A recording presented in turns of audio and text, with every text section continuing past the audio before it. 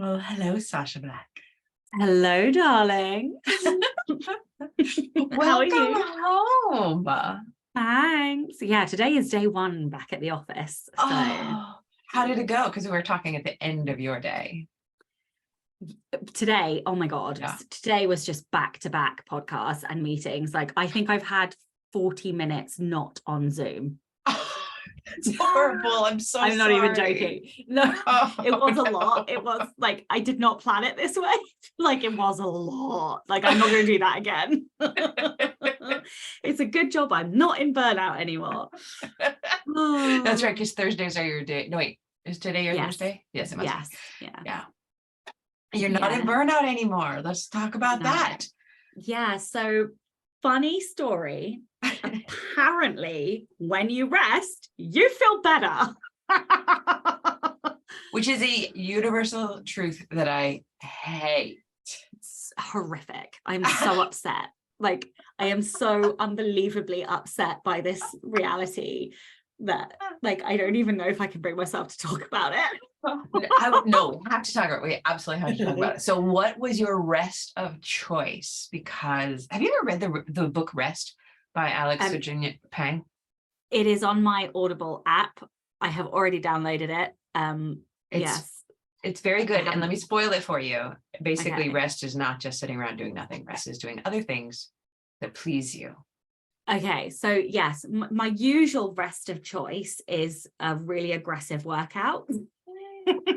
You're sick. You're a sick individual. I know. Actually, I do enjoy puking at the end of my workout, so there is that. Sounds so beautiful. Isn't it, for number one competition? I bet it's really a shocking revelation for you. I could have guessed. I do think working out is usually my rest of choice, and I get to go back to the gym for the first time tomorrow. I'm so freaking excited. I can't even begin. But before I went on holiday, I was so utterly wrecked that the very first week of our trip, I didn't really speak to Chloe or Atlas. I just lay on the sun lounger and read. I was practically catatonic. It actually isn't funny, and I have actually learned my lesson, sort of. In that, I cannot allow myself to get back to that position. It was very bad. Tell me how you, I just realized the microphone wasn't now in the right place. Tell me how you, number one, I mean, I've heard you talk about this on your show a little bit, but how you realized it and how you made the decision to fix it. You know what I mean? Because I feel like somebody like you and me, we can push for so long and really deny what's going on. Yeah. Oh, I'm so, because I can be in a lot of pain. Like, one of the threads of competition is that we actually enjoy pain. So I actually like the burn. That's why I push myself in the gym. Yeah. It's not because like I'm morbidly like a masochist. I mean, I am a little bit, but also I just enjoy that level of hard work and pain. Like, it's just, that is, and people without high competition, like you and I, yours is higher than mine, much higher, but I'm still in the top 10. People without that don't understand that is actually part of it, that it gives us energy. Yeah. Hurt. Yeah, it does. It does. Exactly. But the problem with that is that you can very rapidly get to the point of like being in a catatonic zombie state. And it's very sudden. It really comes out of the blue, that thing. And so how did I realize? I realized because I kept getting injured. I am a very, generally speaking, touch wood, healthy person. I don't typically pick up colds and coughs. I don't typically get severe injuries. Obviously, we all pick up the odd thing here and there, but generally speaking, so far in my life, I've been pretty healthy. And the last month, I would say, before we went away, I could barely make the gym because every time I went, I got injured. I'd feel sick the next day. I was unable to speak to Chloe in the evening. Like, we would just sit in silence on the sofa because we were just both fucked. And I don't know. So like, those were alarm bells. And it was like, I know there's a problem when I don't get up and I'm not like nuclear levels of motivation. Like, there's something wrong if I don't like ping my eyes open. I'm like, right, world domination. And I was getting up and considering just sitting on the sofa. Like that is a massive alarm bell to me that there's something. Yeah. Yeah. So For me, there's when I think of doing, when I wake up and I think of doing something, and if my brain goes, no, or fuck, that's an alarm bell. Yeah. yes. So those were kind of the major alarm bells for me. And the way that I fixed it is I was a very good girl, and I went and basically competitively rested, because I was like, I read 13 and a half books on holiday. Oh, Yeah. that's so good. I thought I was good with 8 while I was sick last month, but no, that's amazing. I read 23 last month, 23 books. Like when I tell you I was completely in like, tell me you're in burnout without telling me and you're in burnout, you know, like I read 23 books last month. Like it was a coping mechanism, but like it worked, because I've come back and now I'm like, yeah. How will you move any of that going forward into your life, or will you, or are you just going to go back and are you more cycling hardcore rest? So, I mean, no, there's no such thing as balance. I don't believe in it. I really don't. We can't agree. I agree. I don't believe there is. I mean, two things. The first thing is that so we do a lot of trips, which are not the same as holidays. Not at and all. That was a lesson learned, that we left it way too long before having a holiday. So, and the thing is that I really love trips. I get a lot of pennies from them, but they are actually not rejuvenating in the way that clearly I need that type of rest. So that the lesson there is that, like, at the most once every 18 months, but really we need to do that once a year.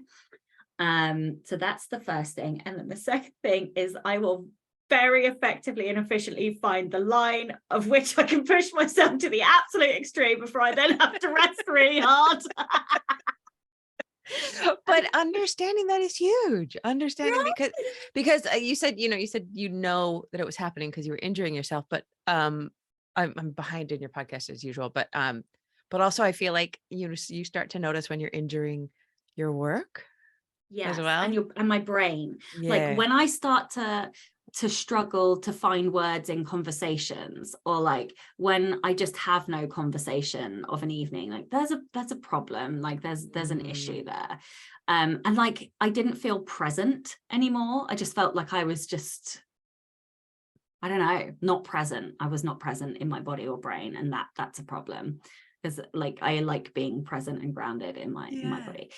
The holiday was fantastic also because I got not one but 2 gastric bugs and lost half a stone. So like I'm gonna take the positive win. No, that's terrible. Oh, that's the worst when you're on vacation. Doesn't matter though, because I came back like full of beans anyway. So obviously like it wasn't required. Beans, but full of beans. Yeah. But you poor thing. Did anybody else get it? Or yes, just you? Atlas got it once. There was an incident that I might tell you about. not for even this impolite company. Even for this podcast, I think. And then Chloe and I both got sick at the end. I didn't eat for 3 days. So yeah, but it doesn't matter because I'm just so fucking full of beans and positivity now I'm back. Like I'm so much just chomping for life now, and I was not in that position before I went. So yeah, I'm happy. So how are you? Tell me. Glad. I'm so glad. I'm freshly back from a little wee retreat myself. So do you ever do that? I mean you have a kid, so it's really hard to do, but do you ever go away for 2 or 3 nights to rest? Not by myself, but I have done it twice with friends. I went to one of my friends' like mobile static home type things, and then I went to Dubrovnik on a writing retreat with a couple of friends, which was amazing. That was a little while ago now, but yeah. I wonder if that would be good for you though, sometimes when you are getting towards that edge, when you can feel yourself getting towards that edge. If you can't get 2 weeks away, you could get 3 days away. Yeah. Yeah. I It is yeah. tricky with the childcare. Yeah. But yeah. Yeah. That's absolutely like, I don't, I, that's the part of my life that is easy and I don't understand. Yeah, I mean, to be fair, I actually just take him with us. Like, I wanted to go to Mm. France, well, I wanted to take Chloe to Paris, so I just took him with us. We all went on the Eurostar. I dragged him around, made him do like 25,000 steps a day. He sees all the stuff, sees the world, and then he becomes cultured. Like, that's just, that child is so fucking privileged. He has been to more countries than he is old. Like that. Yeah, like that kid has been everywhere. He just gets dragged. Because like when I had the child, I was like, I am not going to tailor my life to him. He will fit into my life, and therefore he will come to all of the countries that I want to go to. So yeah, he's like seasoned pro at it now. Oh, that's the way my parents were too. They dragged us around. Yeah, but like, how much more cultured are you? And like, quite exactly. Yeah. So you had a trip. I had a little trip to the seaside, a little inexpensive, lovely holiday where I was actually going to work for once. You know how usually I go away and just read and journal, and this time I had to work, and I forgot my power cord. So and I was in a one-horse town. Like, there was not a computer store. There was a gift shop that closed that weekend forever. Like, they had a barbecue out front as she was, closing. There was one cafe. So there were no cords. There would not have been an Apple power cord within a 4-hour drive, maybe 5-hour drive. So it was great. So I couldn't work. I was like, all right, well, I guess I will send an email to my editor and get an extension. And she was lovely and beautiful about that. And I hate doing that, but I'll just mention business wise, that when you do ask for an extension from a person you are privately hiring, I always do the same thing, which is like, is there wiggle room in your calendar? And if there isn't, don't worry about it. Tell me and I'll get it done. Because I would get it done. And then I would go home and work 18 hours a day. But she has lots of wiggle room. So thank God. So I got my little extension on that. That's the New Zealand memoir, which I'm gung-ho rolling forward, turning into a book. Unfortunately, I have found out that it wasn't a book, and I always find that out. I always find that my first draft, when I'm talking about memoir and collections of essays, like, I've been writing these essays. I wrote these essays about moving to New Zealand, like the before, the during, and the finding of home. And then when I go to look at it, I'm like, oh yeah, these are just essays. There's no through line, there's no character arc, there's no story structure. So I have to add all that. So I'm doing, there's quite a bit of writing, which is unfortunate. First drafting that's happening. Fucking shocking, really. I know. So many shocks today. I hate it, but it's also really fun, and I'm going great guns on it, and I will make my new deadline. And then after that, it's on, my friend. We are kickstarting. We are doing all the things. I have to do a delicate balance, because this book was also a Patreon book. So the Patreons have to get the book and not feel obliged to partake in the Kickstarter in order to get something. So I'm not sure exactly how I'm going to tier the Kickstarter to make sure that happens. Or maybe I'll just, I don't know. I'll figure that out. Because that's one of their perks, is when a book is completed, they get the book. But then I'll kickstart it, and then I'll put it on my own Shopify page. And I think that might be where I start my Shopify experience, although I want to get all my books up over there. I've had the URL reserved for the Shopify store for a year because I just had to renew it. I mean, I started setting it up a year ago and never did anything with it.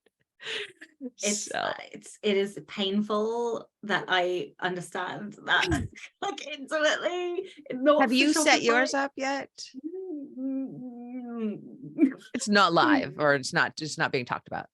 I have not set it up. Just like, even though we know it is the smartest, best thing. Oh, you know what? It's your damn fault. You were talking to Morgana, right? Yeah. You were, and she blew my mind and I had not thought of it. I read the book. I read her freaking book on, don't know what's the book called. Stop making others rich. Stop making others rich. Yeah.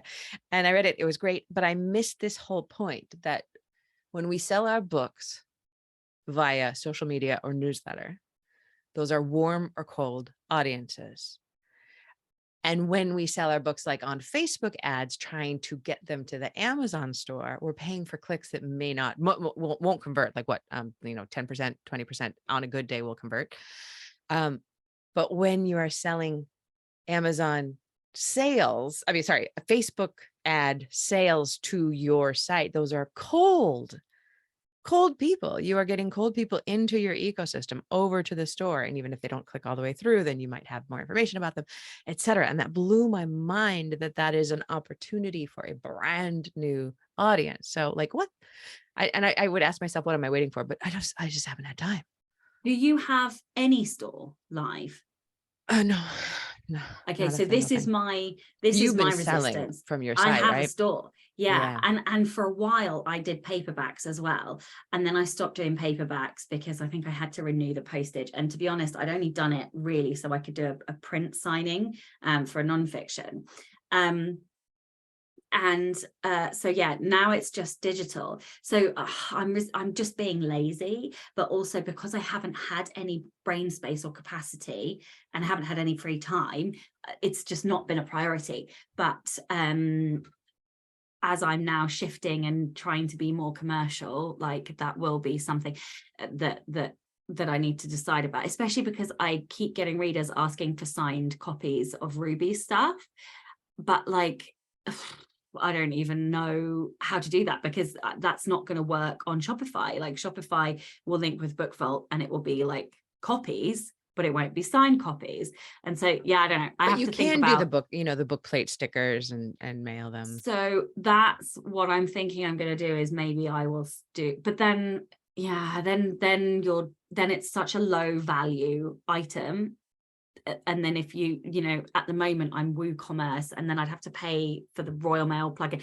So I don't know. I need to come at it with like, okay, what's my premium item? What's my middle tier item? And what's my low value item? So that I have some kind of strategy and like it makes good financial sense to do it and spend the time to set it up, more so than just the digital store that I've already got, because it's functional. It's not great, it's not pretty, but it works, and then I get some sales through it, Mm-hmm. So yeah, that is like one of my friends is like, you need a CEO park, like, so you work on the business. And so like I'm trying to put those things like on this whiteboard where I'm like, yes, this is a thing I need to work on the business, but like I have to prioritize them in some kind of order.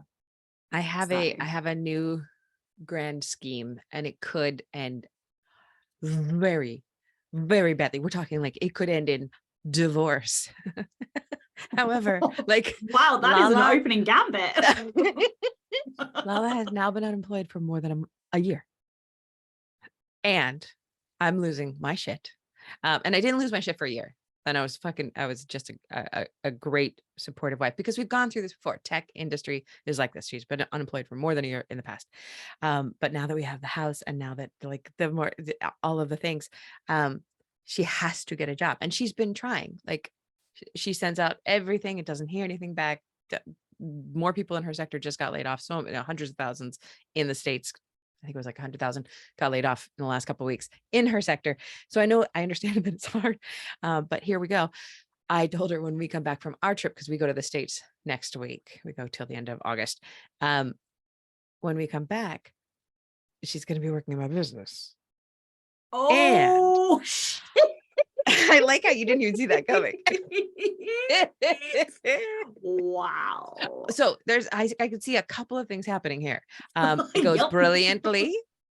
Or like she comes back to me in week 2 and says, I got a job at the zoo shoveling manure. So you'll be very happy. I'll be out of the house.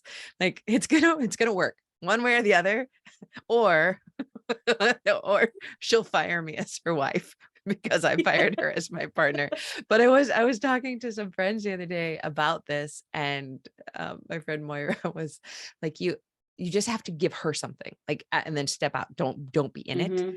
Because I micromanage her in every single way possible. And it's our one source of conflict, that I'm always trying to control things and make things this way. And she's like, don't control me. So if I give her Shopify and just say, look, I want the box sets. I want to do, what Morgana was talking about. I just handle it. I don't want to learn it. Do it all. You learn it from the ground up. Why don't you hire her out to other authors to set it up? I'd pay for that does, shit. so that's exactly where my friends and my entrepreneurial brain went. But she does not want to have her own business. She doesn't want to work for other people that way, like on that kind of scheme. However, even temporarily, she might though, find that she loves it. Yeah, that's true. Right, just temporarily to just get some money in, like, or just be, working whilst she continues to apply for tech industry stuff. Yeah, and it is in her wheelhouse because what she does is front of web page. She's a front end web developer. She makes pages that work, that click, that look good. So this is what you would actually be doing. So yes, when Makes right, perfect I sense. think it's obvious, and maybe she'll just be so good at it that I'll say, my friend X wants this. Yeah. Oh, all right, just and suddenly I've tricked her into having a business. It's gonna be so healthy. So healthy, so transparent. Like, thank God she doesn't listen to my podcast I ever. know.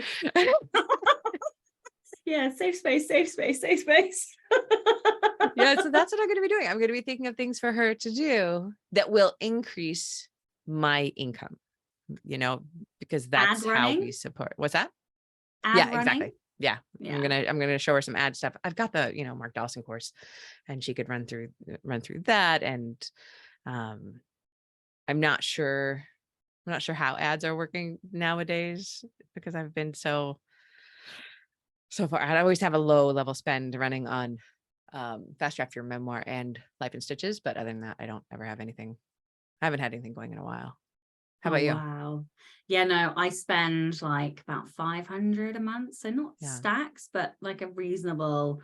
I spend like 150, so very low. Yeah. I mean, it's anything under 4 figures, I think, is just exactly. Yeah.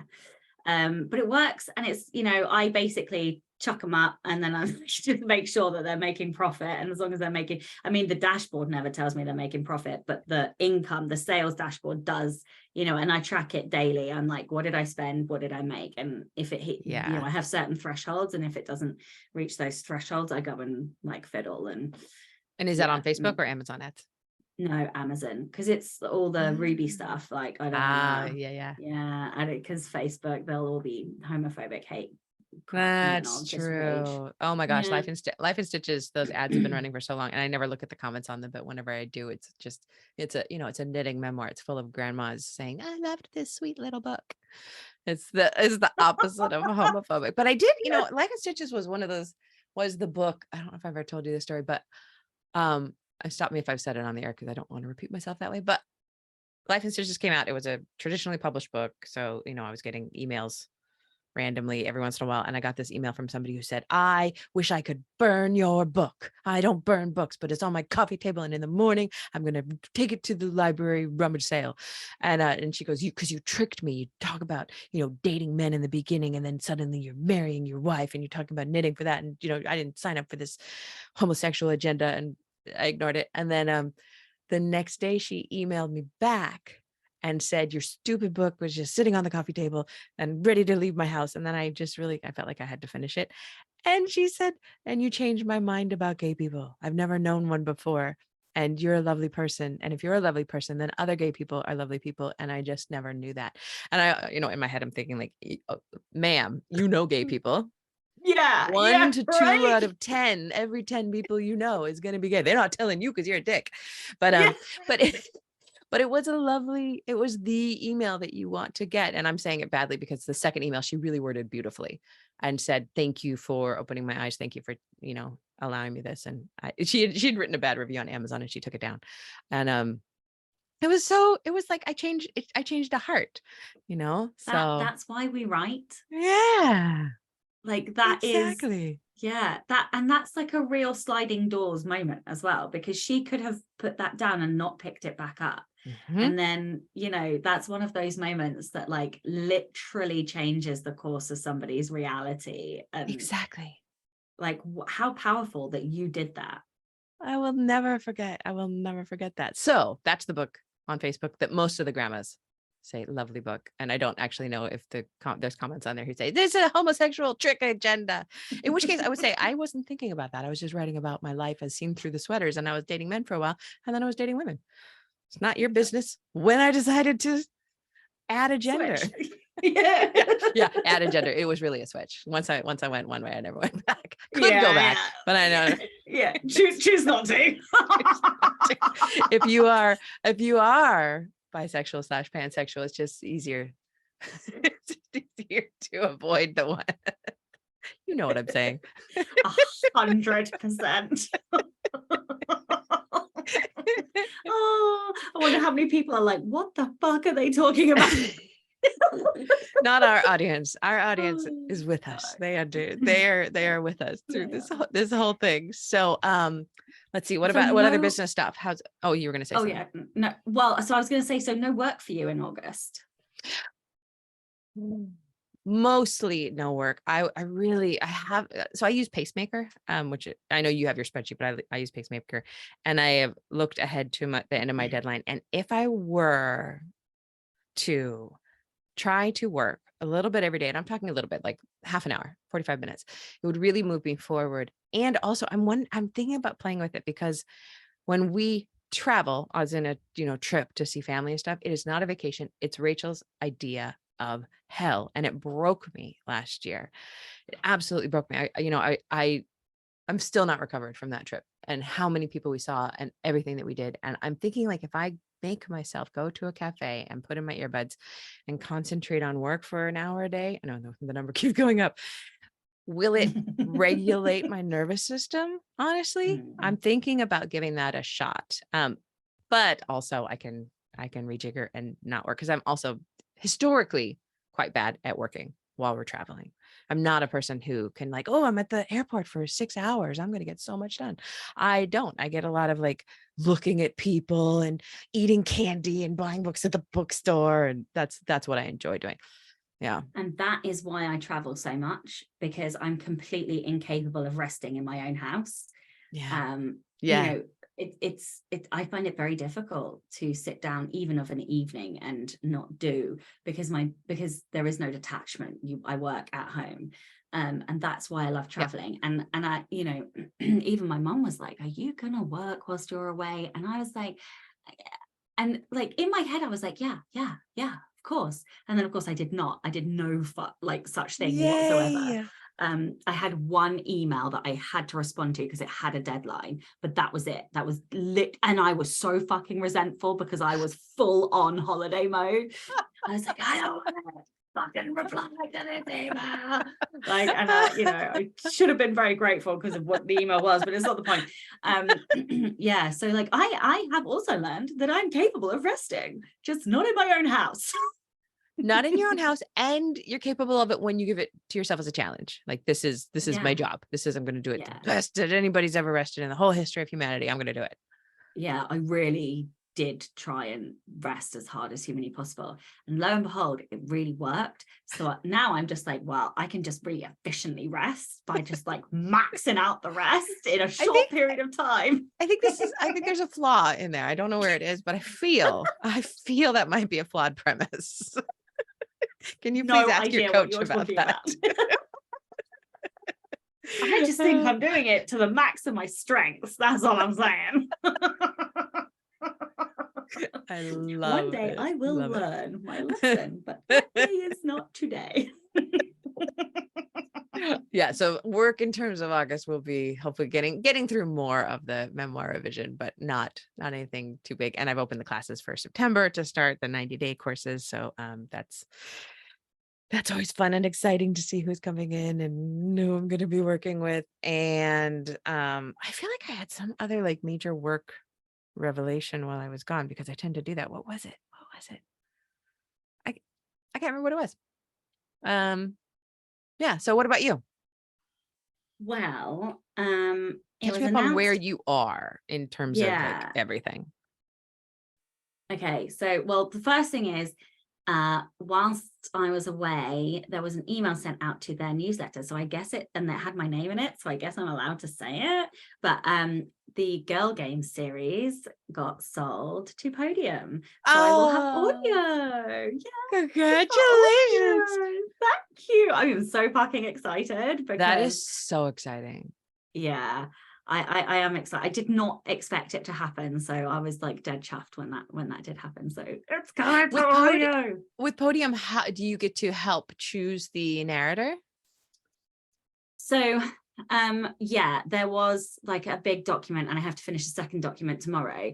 But I actually have no preferences because I listen to audio where everybody sounds like a chipmunk, and so I don't, and the vast majority of people that I listen to are American, and the books are written in British English, so it doesn't make sense to me to have American narrators, and therefore I know even fewer British ones. Right. So it's up to them. I have, and that's their job.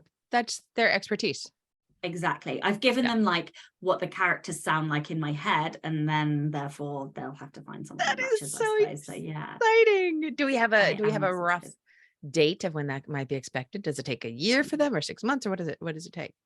I'm not sure, but I'm definitely over the deadline. But they gave me like 5 days to respond whilst I was on holiday, so I was like, they will live. So I think they want to move quite quickly, but I'm not too sure. Yeah, I think the first one at least will be done fairly quickly, but I'm not sure, because they were like, no, we like, can you send us this, because we want to do this. So I don't know, we'll see. And did they buy all 3?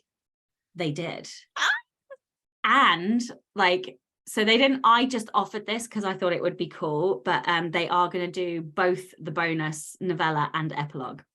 So they're wrapping it all in. So there'll be everything, which is cool.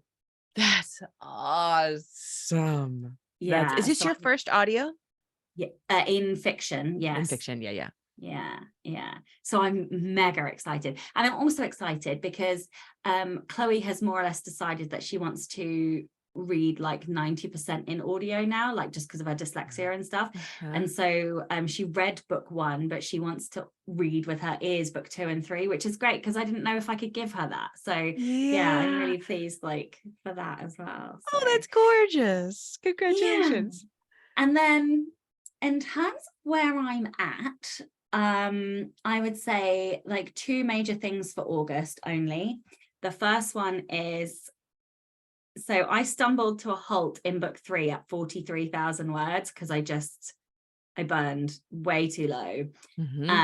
And I used the wrong trope. And that was the whole issue with like GPT and stuff. I don't know if you remember me talking about that with the outline, and I hadn't done the brain work to do the outline.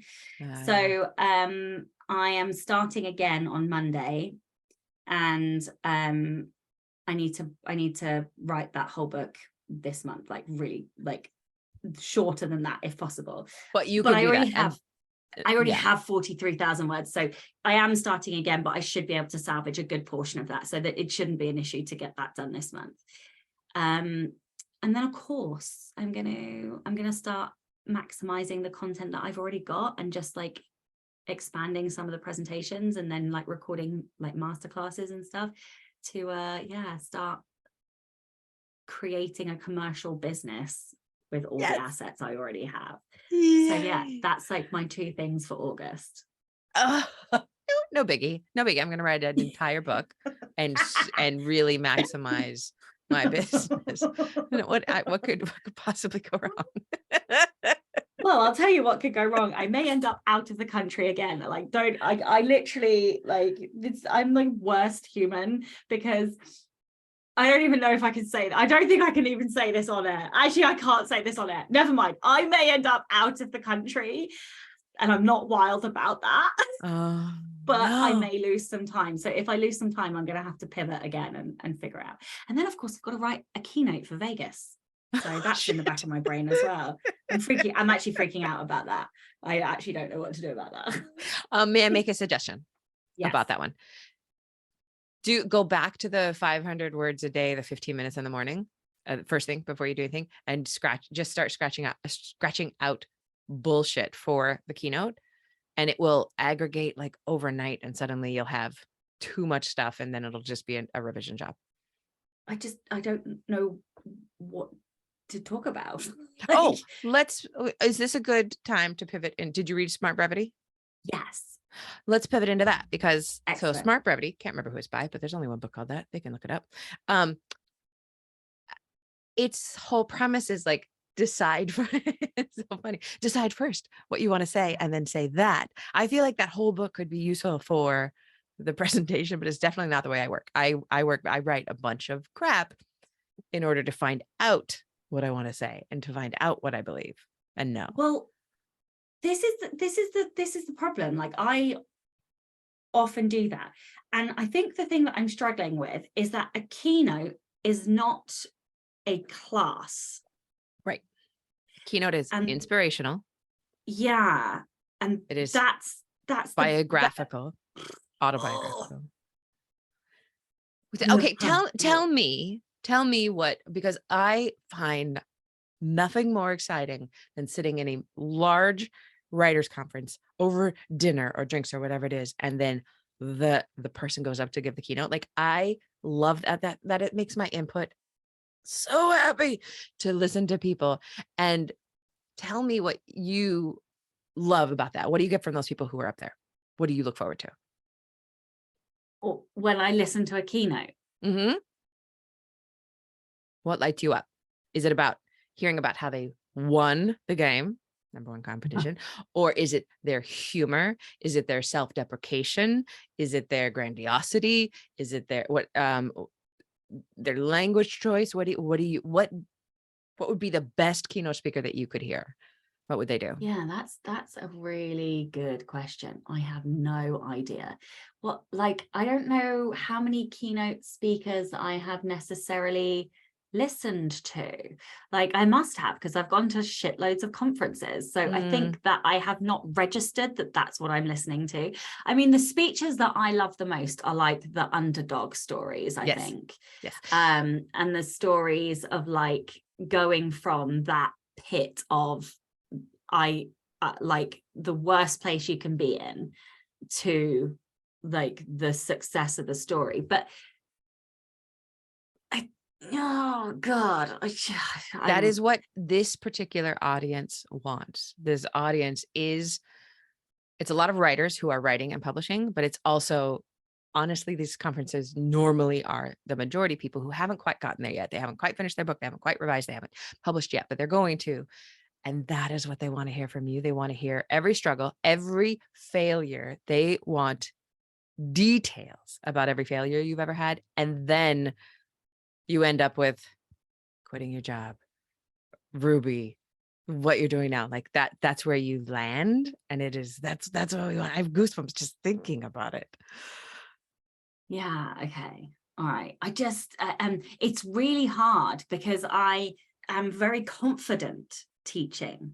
I can teach. I am a good teacher. Yep. I have never given a speech in this way where it's more, I don't know, like it's less, I don't know. There's no teaching. There should be no teaching. This is inspirational and it's autobiographical. And here's another thing that could help. How do you know, once you know how many minutes you have? 45, then this would be my advice. You figure out how fast you talk, which is way faster than most people. So you know that. And then you do the math and you know how many words you can write. So maybe it's 23,000 words or whatever it is, or 11,000 words or something horrible like that. And then decrease that by 10%. Chop off 10% of those words, because for you and me, people, we extemporaneously expand. Yeah. And it's fun. And you get a laugh. So you go a little bit harder in it. So then you won't go over. Yeah. Okay. But then you can start filling out, because 45 is a long 45 is a long time, and you can say a lot in there. Yeah. But I think the reality of it is starting to hit me now, and I'm like, oh fuck, like I actually need to really do something. about this now because this is a reality that is incredibly, it's approaching real quick. When is it? October? November. Oh, you've got tons of time. You could start doing this on November 1st and pull it off. No. I like, yeah, it's, oh God. Yeah. Anyway, so that's there's an alarm bell in the back of my head. Yeah. It's just like, wow. Like where's your strategic again? I think I 3. ask this every time. Yeah. So don't worry about it. Your strategic, it's got the alarm bells going, and then the klaxons will just like explode when it is the last minute and you have to really go. Because it knows how many minutes you have exactly to figure the speech Such out. a little shit, isn't it? It's such a little shit. Why It's does so it good work though. like that? It's so good. It's All right, a tell me what else pain. you thought about Oh. Smart Brevity. I highlighted some stuff. It was a little bit corporate for me. Like I almost felt like they had such good advice. I wish they kind of talked about it more as writing in general rather than like newsletters for big corporate organizations. But I loved the principles. I like highlighted the 4, like why it's important. And the like the bottom line, like I want to start using that. Like I loved that, the bottom line thing, but like putting it up top and stuff like that, I thought that was really cool. And so just some of the stylistic things I think I'd edged towards in my newsletter anyway over the last year, but I hadn't given it that formal structure. And I don't think that I'm gonna do everything that they say, but some of the stuff that I really liked were the things where at the top of their newsletter they'd be like, this is going to take you 4.5 minutes to read, and I was like, oh fuck, I love that. Like I might put that in my newsletter, like or each section, maybe like this is a 1 minute read, this is a, I don't know. So yeah, those things I really liked, and I was like, oh yeah, like my strategic likes that. So yeah, it was just some things about making the point that you're trying to make really salient. The thing that I didn't like so much is that it almost felt like they were cutting all of the personality out. Yes. And that isn't how I write. I write with asides and stories and swear words. And if I were to implement their system fully, I would lose all of my voice. So yeah, I liked it. I loved the ethos, and I loved some of the structure suggestions that they were giving, but I didn't like the voice implications, I don't think. That's exactly the way I felt. I think for writers who are selling their writing, our subscribers and our readers sign up because they like our voice, because they want to be immersed in our voice, and they don't want our corporate speak, here's how to buy my books, or here's the next thing. But I'm interested because I had started it eons ago, but then I finished it last night, and yesterday I had written an email, and it's just in my drafts, and it'll go out today. But I'm going to go back in and implement some of these things and see how I think it feels and reads. So I'm going to do the strong headline, which I'm really bad at. I'm pretty loose and wobbly with my titles, but I do really like that first line, and then the why it matters. I might not use the word why it matters. Well, maybe I will. Maybe I'll just experiment with using why it matters, and then doing more bullet points. But the thing is, like, I do like to tell that little story, that little interstitial twist, and leap into the pool and take the readers with me. And those are the emails that people respond to. They say, I empathize, I resonate, I laughed. And this is what I think, there are emails that are long and storyful, that I love getting and that I save to read. I just, right before we started recording, I saw that Charlie Jane Anders had sent an email. I don't read her books, but I do read her book on writing, which is one of the best books ever written, I think, on writing. It's called Never Say You Won't Survive, by Charlie Jane Anders. It came out last year. It is brilliant. But when she sends out an email newsletter, I'm like, oh, I'm going to roll myself up in that later. When I have a minute, I'm just going to read every word. And I think that was what I didn't like about the book I really liked the book, and it's very useful for me to read. And it also took, I think it was it said at the bottom on my Kindle, said it's like a 54-minute read or something like that. It's a very short book. But what it said is that your readers won't read your work. Your readers won't read your emails. Your readers won't read, they're going to spend 26 seconds and that's all you have. And I'm like, okay, I can see that. There are a lot, I don't know, 60% of my email newsletter, maybe people skim. I have a really good open rate. I think I have like 62% open rate or something like that. It's very, very, very, very, very, very high. And a lot of them will skim it and delete it or not open it at all. But there are a lot of people who open my emails and read every word, and they save them. Like I saved Charlie Jane Anders for when they have a minute and they're not at work and they're going to read it on the bus and read every word. So we have to remember as writers that readers come to us for our voice. So yes, that's and the difference. with a 62% open rate, your newsletter is not broken. Exactly. What is normal? Like 20 or 23% or something like that. It's and that would be good. That would be fine. Mine is huge, and I don't want to break that. I don't want to go all bullet points all the time. And I will say that it really grated on me that two things. It grated on me that they were demonstrating that through the whole book. There would be a bullet of a short paragraph, and then there'd be a short paragraph non-bulleted, and then there'd be a bullet short paragraph. And I just thought it feels like cheating to me. And number two, it's working because I'm skimming it quickly and getting all the information. Like, you're keeping me on the page by doing this. God damn it. Yeah. And also knowing how long the section was, like they would tell you in advance how long the chapter was. And I was like, for fuck's sake, well, I can just read for another 4 minutes or another, 2 minutes or whatever. Did they do that with every chapter? Every single fucking chapter. Do you know that I did not notice that?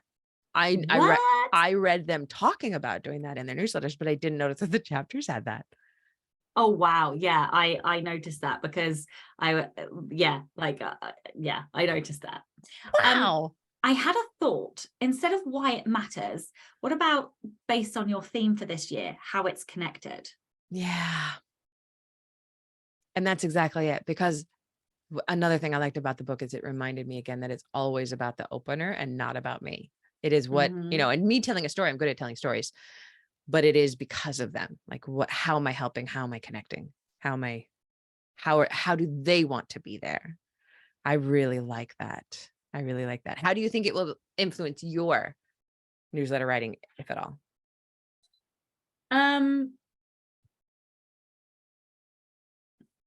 It's tricky because I use bullets and I write in short paragraph, and I've started using, like, intentionally hitting enter to play with the white space. So I've been doing that anyway.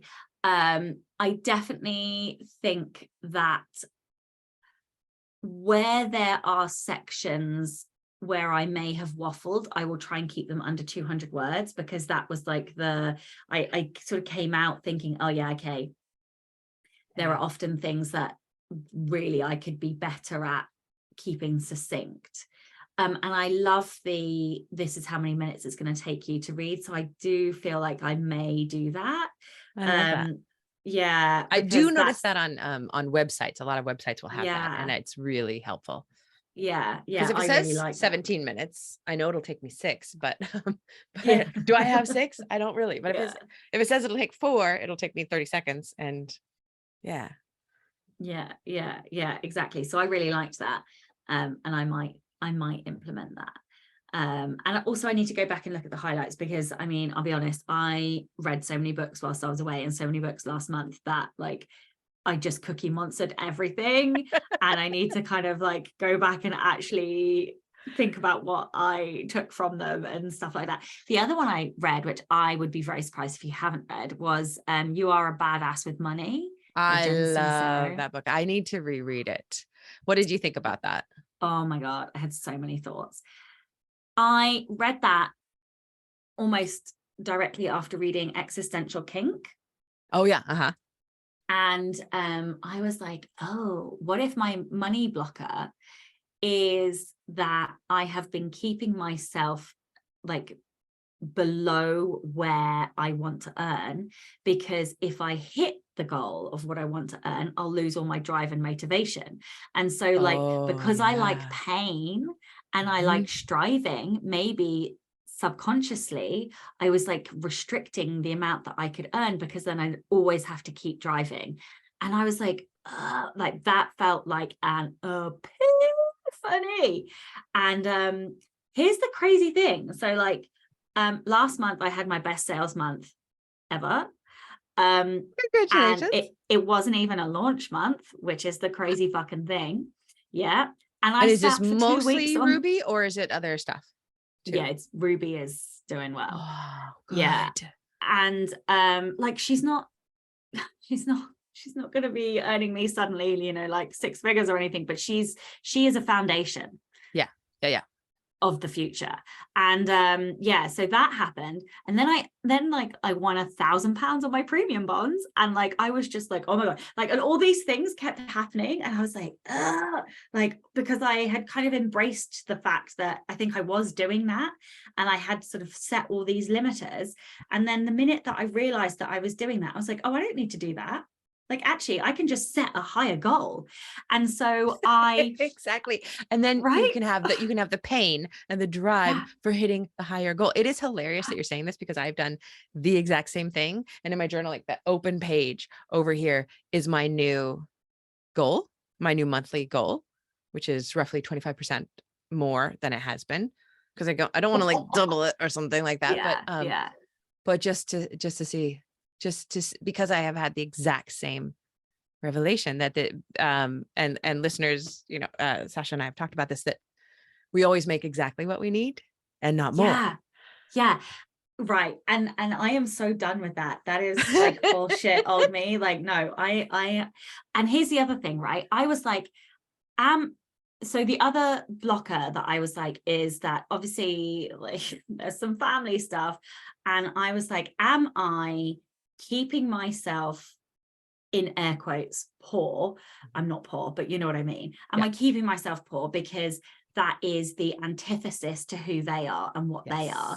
And therefore, has my brain decided that the only way I can be better than them is by being the opposite of them? And then I was like, wouldn't it be better to beat them at their own fucking game? So I was like, I am going to step onto that field and like earn big money and still be better, like, because that feels like then I win at the same game. So like that was another bit of a like money blocker revelation to me as well. Oh, that's beautiful. Yeah. So I feel like I didn't have as many work revelations as I expected whilst I was away, because actually I just seriously, I turned my brain off. You unhooked your brain. You just hung it on the fence. It can rest there.